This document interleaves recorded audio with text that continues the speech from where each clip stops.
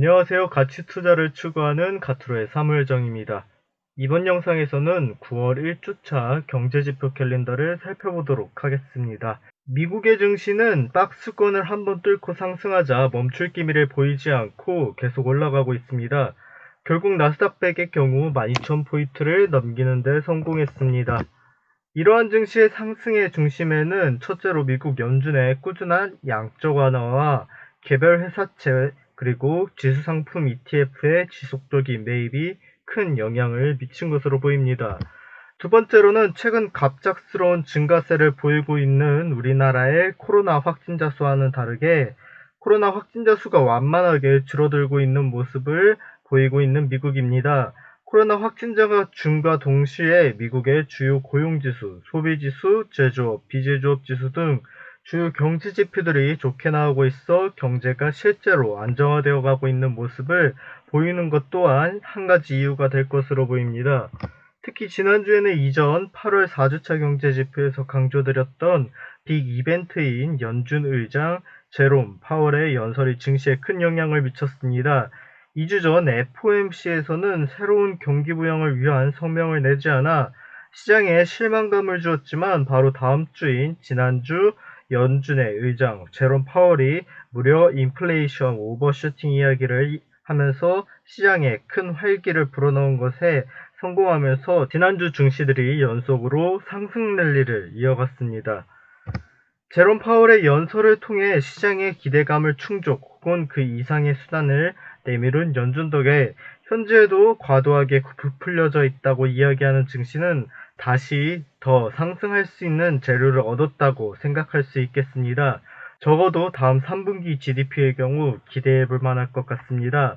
이런 상황 속에서 이번 주에는 주요 경제 지표인 제조업, 비제조업 지표들과 고용지수들이 발표되고 우리나라의 경우에는 GDP를 비롯한 경상수지 그리고 무역수지 등과 같은 주요 지표들이 대거 발표되는 만큼 이번 주에는 경제 지표들을 부지런하게 살펴볼 필요성이 있어 보입니다.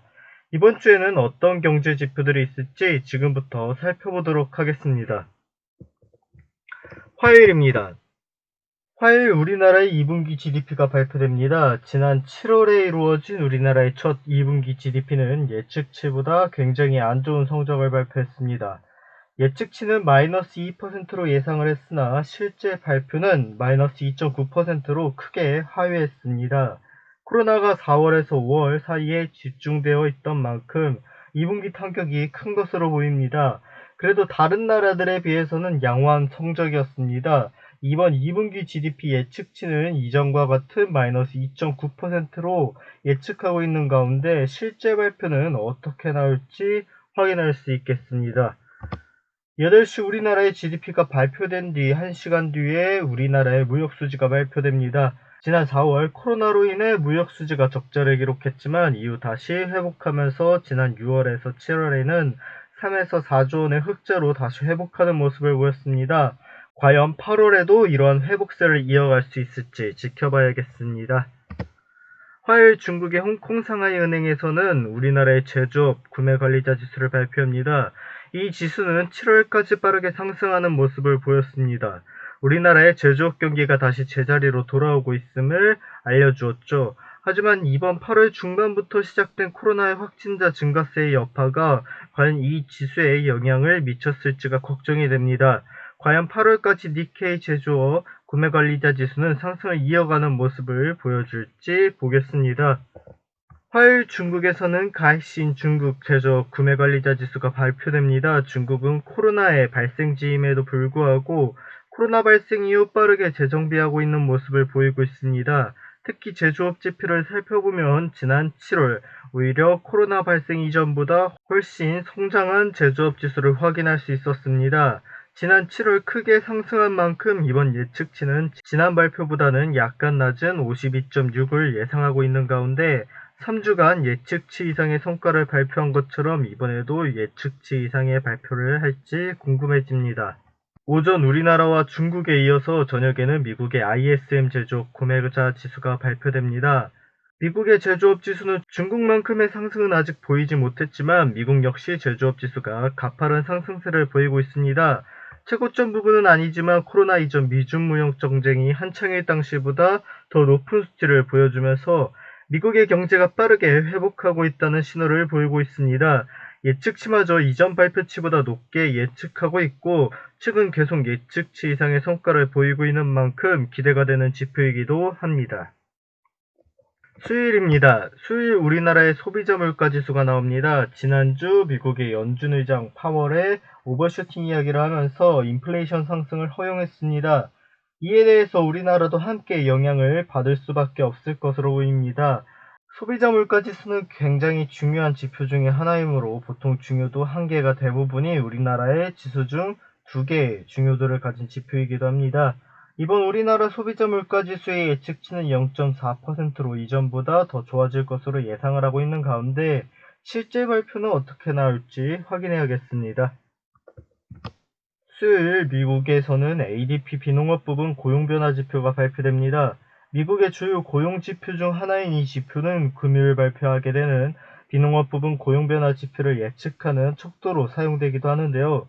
하지만 변동성이 크고 최근 실제 발표치와 예측치가 간격이 커진 만큼 신뢰도가 많이 줄었습니다. 그럼에도 주요 고용지표로서 아직 영향을 미치는 만큼 잘 살펴야겠습니다. 최근 원유 재고가 계속 잘 나오고 있습니다. 지난주에도 마이너스 460만 배럴 이상의 감소한 재고량을 보여주면서 예측치보다 훨씬 잘 나왔으며 더불어 5주 연속 감소량을 보이면서 상당한 원유 사용량을 보이고 있습니다. 지난주에는 허리케인 이슈와 함께 원유 재고마저 잘 나오면서 유가가 상승하면서 저항성이었던 43달러 부분을 올라서는 모습을 보였습니다. 게다가 잭슨홀 회의에서 인플레이션 오버슈팅에 대한 발표가 나오면서 경제 회복에 대한 기대감이 더해진 상태입니다. 최근에는 유가가 안정이 되면서 큰 변동성은 보이고 있지 않지만 조금씩 상승하는 모습을 보이고 있습니다. 과연 이번 주에는 어떤 움직임을 보일까요? 목요일입니다. 목요일 우리나라의 외환보유고 현황을 확인해 볼 수 있겠습니다. IMF 외환위기 이후 꾸준하게 외환보유고를 늘려온 우리나라는 이제 400빌리언 달러를 훌쩍 넘었습니다. 코로나 발생 직후 외환보유고를 사용하면서 10조가량의 외환보유고가 사용되었으나 이후 미국과의 통화스와프 등으로 외환보유고를 늘려나가면서 이제는 이전보다 훨씬 많은 416.5빌리언 달러를 기록했습니다. 차근차근 외환보유고를 늘려가고 있는 가운데 이번에는 얼마나 외환보유고가 늘었을지 확인할 수 있겠습니다. 목요일 저녁 미국의 신규 실업수당 청구 건수가 발표됩니다. 최근 조금의 변동성은 있지만 전체적으로 신규 실업수당 청구 건수가 줄면서 좋은 모습을 보여줬습니다. 미국의 고용시장이 점점 안정화되어 가고 있다고 생각할 수 있겠습니다. 이번 예측치 또한 이전보다 좀 더 낮게 예상하고 있는 가운데 실제 발표치 또한 안정화되어 가고 있는 모습을 보여줄 수 있을지 확인해야겠습니다. 화요일 미국의 ISM 제조업 구매자 지수가 발표된다면 목요일에는 ISM 비제조업 구매관리자 지수가 발표됩니다. 미국의 비제조업 지수 또한 제조업 지수와 마찬가지로 빠른 회복세를 보이고 있는 지수입니다.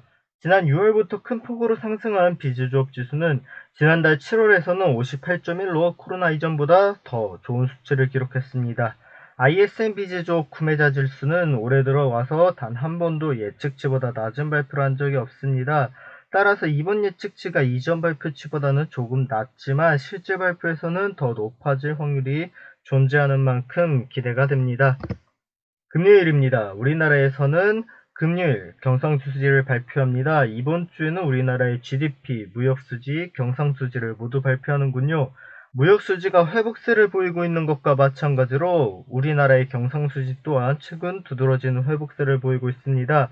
무역수지와 마찬가지로 지난 4월 적자를 기록한 경상수지는 이후 다시 빠르게 회복하면서 이전 6월 발표에서는 약 7조 이상의 경상수지를 기록하면서 양호한 모습을 보였습니다. 이번 발표는 7월 발표인 가운데 7월 경제지표들이 괜찮았던 만큼 경상수지 또한 기대가 됩니다. 이번 금요일장 이번 주의 마무리는 미국의 고용지수들로 마무리가 될 것 같습니다. 우리나라 시각으로 9시 30분 미국의 주요 고용지수인 비농업 고용지수와 실업률을 발표합니다. 비농업 고용지수의 경우 수요일 ADP에서 발표하는 ADP 비농업 고용지수를 통해 어느 정도 예측을 할 수 있었습니다. 다만 최근에는 다행히 ADP 비농업 고용지수보다는 훨씬 좋게 나올 때가 많았습니다. 비농업 고용지수의 경우 지난 4월 마이너스 2,500킬로라는 충격적인 발표 후 다시 그래도 회복세를 보였습니다. 이번 예측치는 이전보다 좋지 못했지만 최근 한 달간 계속 예측치 이상의 성장세를 보인 만큼 이번 8월 지표 또한 기대가 됩니다. 미국의 비농업 고용지수와 같은 시각 발표하는 미국의 실업률 또한 다른 고용지표와 마찬가지로 지속적으로 회복하는 모습을 보이고 있습니다. 미국의 고용시장 현황이 빠르게 안정화되어 가고 있음을 알 수 있게 해줍니다.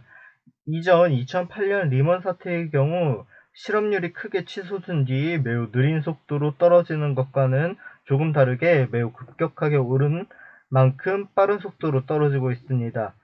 하지만 아직 실업률이 무려 10%에 이르는 만큼 아직 안심할 단계는 아닙니다.